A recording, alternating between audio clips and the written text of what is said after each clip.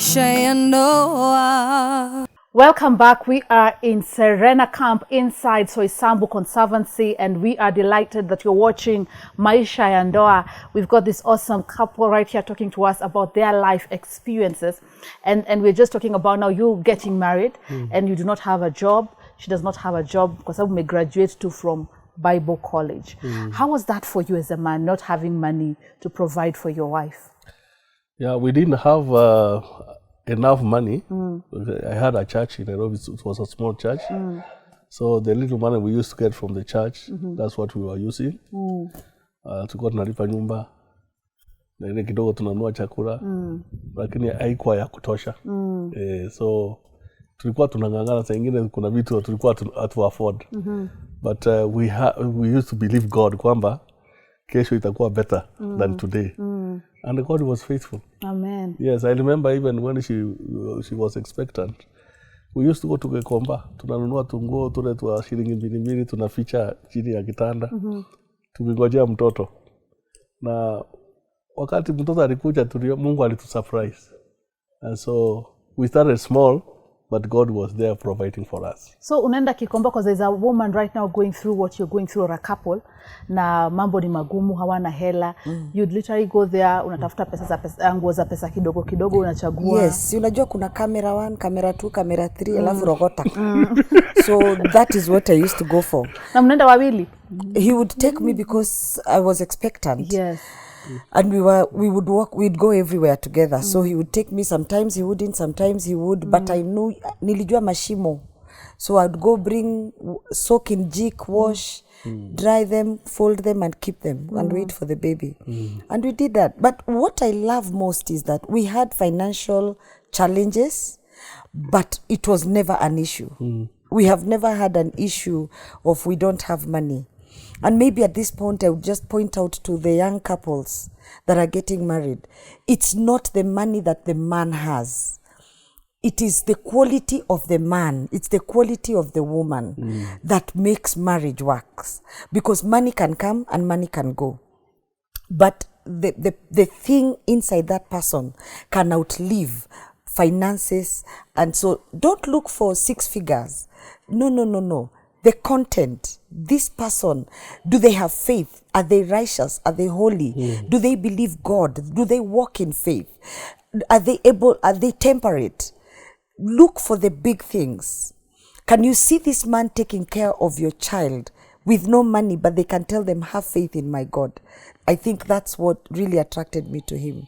So money was never an issue. I remember one time, because we used to take black tea, and that was our story. Milk was like, watu wanakunywa aje maziwa. Ukiona butchery unapiga kona just in case. Tukikula mutura ya 20 bob, it's a miracle. So I remember there was and where were you living at that point? Easily section 3.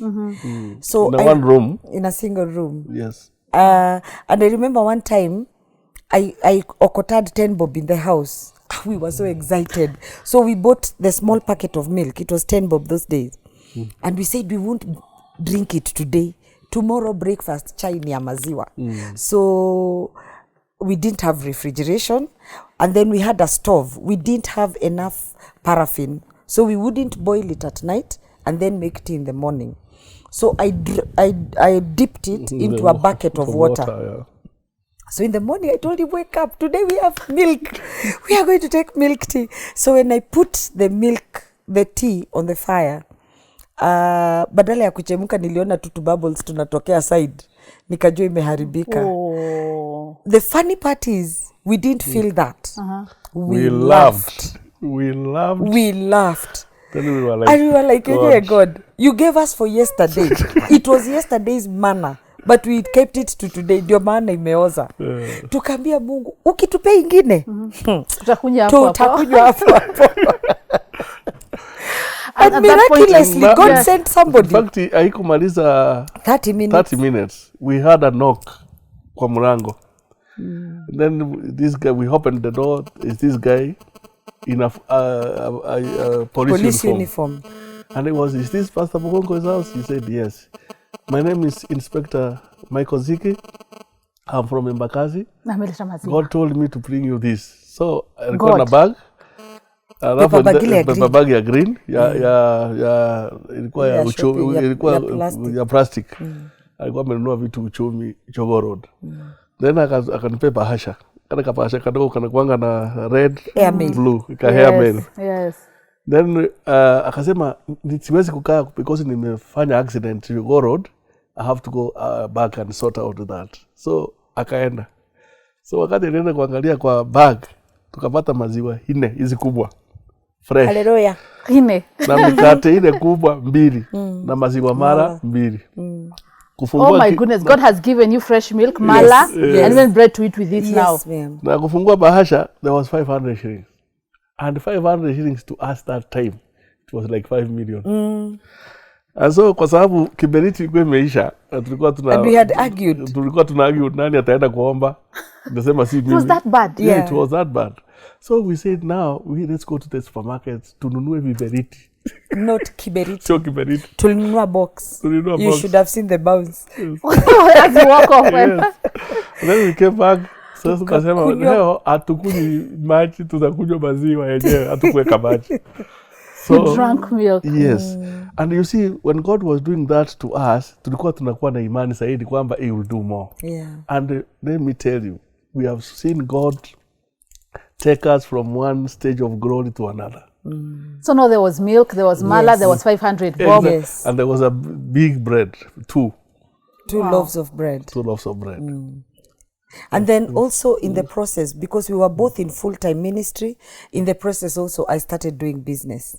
So I borrowed 1,000 bob and I started cooking githeri, uji, mandazi. You people, and then you are smart in boots, you're cooking uji. Yes. And then in the morning I would go to the building site and garage.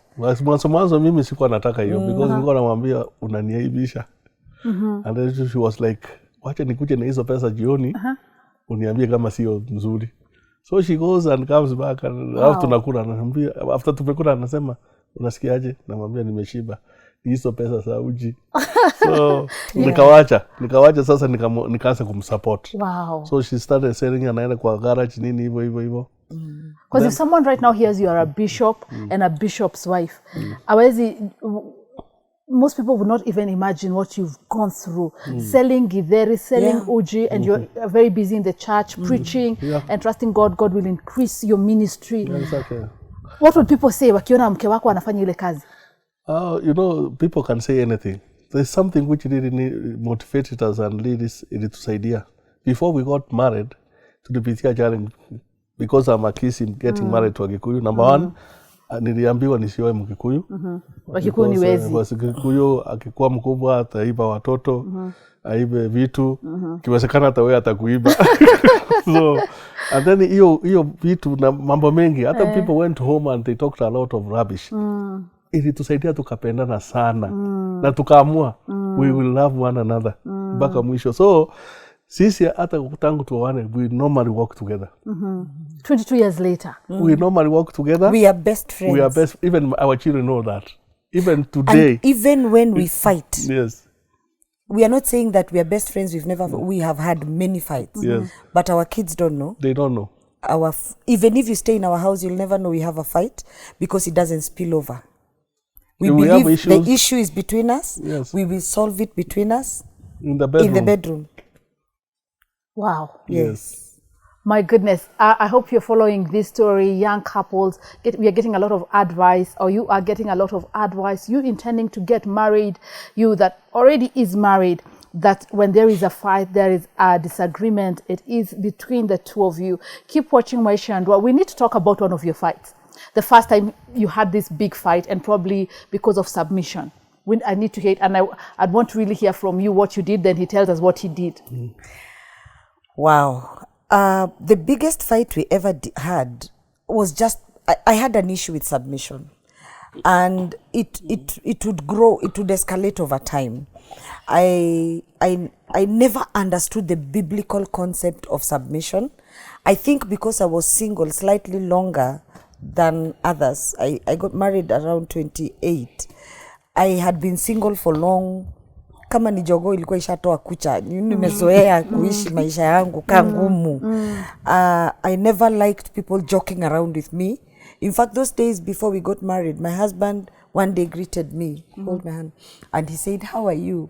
And I hit his hand. I told him, "Brother, why are you holding everywhere? Keep your distance." Some of our fights. Yes. So now when we got married, I was so used to toughing it out that I never took it well. If he told me in that single room to take water to the shower, because it was a slum, we had to line up. So I go queue for him, then he comes shower. I used to ask him, "If you don't shower, will I smell?" Package yourself, go wash your body. I am not, before you got married, you used to shower. Do what you used to do. If I preached, he would cook. That was in my mind. Yes. Tunasaidiana, it's a 50-50 thing. No. He preaches, I cook. I preach, he cooks. I had it all skewed. It was like topsy-turvy. Yes. So this time, he just asked me to do something. I said, I'm not doing it. And the thing was, I had made chapo and stew. And then he said he wanted ugali. He told me, "Ay, leo nimetamani tu ugali." I was like, "Do you know how long it took me to cook chapos? I'm not going back to the..." And they started bringing other things, and I was I just became ballistic. I was about 7 months pregnant, and I went way overboard. And the crazier I got, the more he cooled down. The crazier I got, then suddenly he told me, "Faith, I've realized you're a Jezebel. If you stay in this house one more moment, I will commit murder. So I want you to leave my house now, and I don't ever want to see him." I'm like, "Did you see me getting married? I am not going." He lifted me. I was a very small girl. He picked me up, threw me out, and locked the door. Wait, literally threw her out? Yes. Yes. And then he took all my clothes and threw them. And then after some few minutes, he threw some money. It was around 9 something p.m. I'm pregnant. He's mad. But the look on his face scared me. So I'd knock so hard he would ignore me. The neighbors would come to find out. And you know, I'm the kind who would never tell others what was going on. And then we had a booster radio. So he put it on. That's what we used to use. We never had speakers or anything. It was a booster. I just had ameweka mziki. Shetani mbaya, shetani mbaya. Nakalala.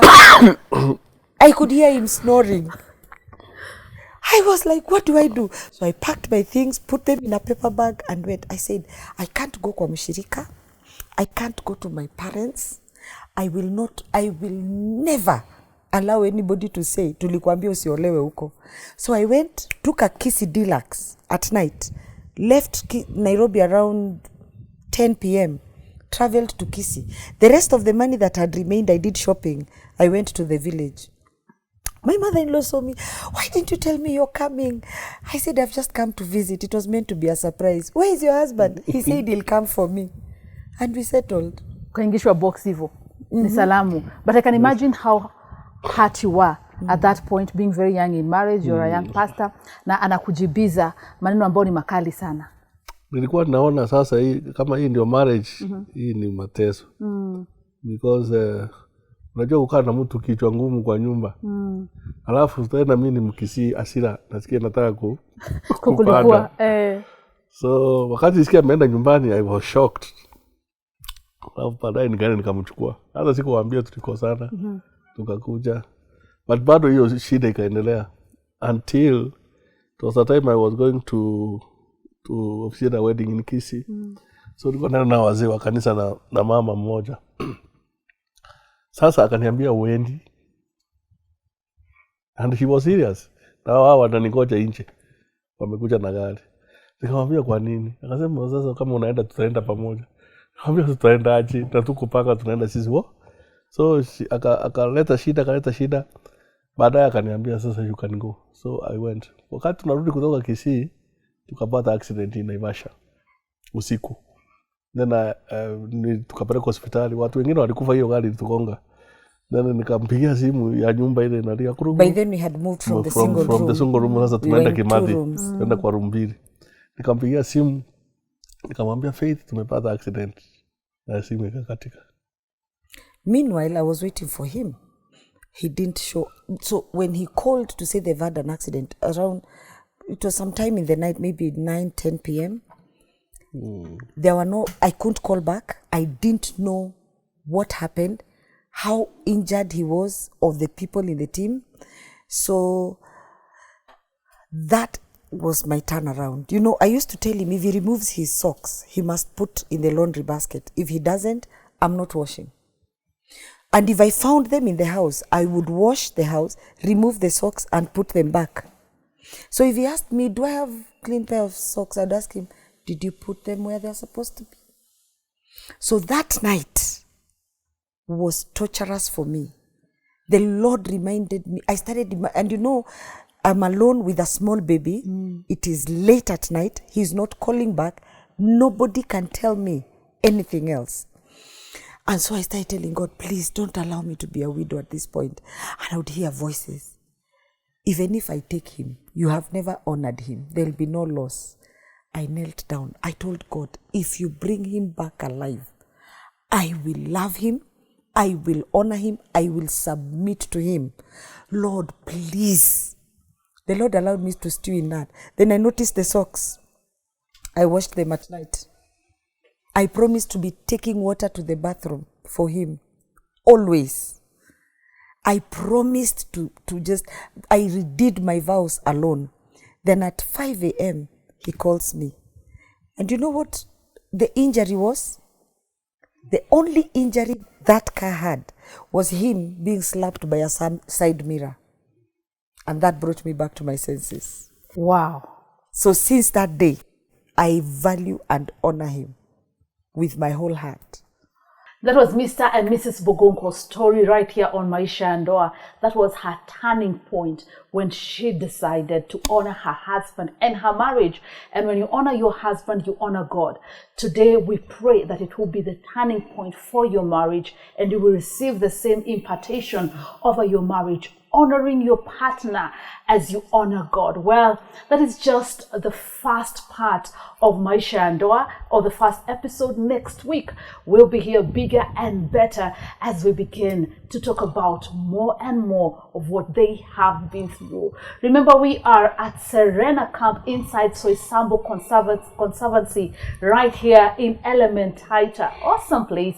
Well, keep on watching Maisha and Ndoa on MBCA TV. I'm Super Roy. Have a blessed evening. Oh, kwa maisha ya ndoa.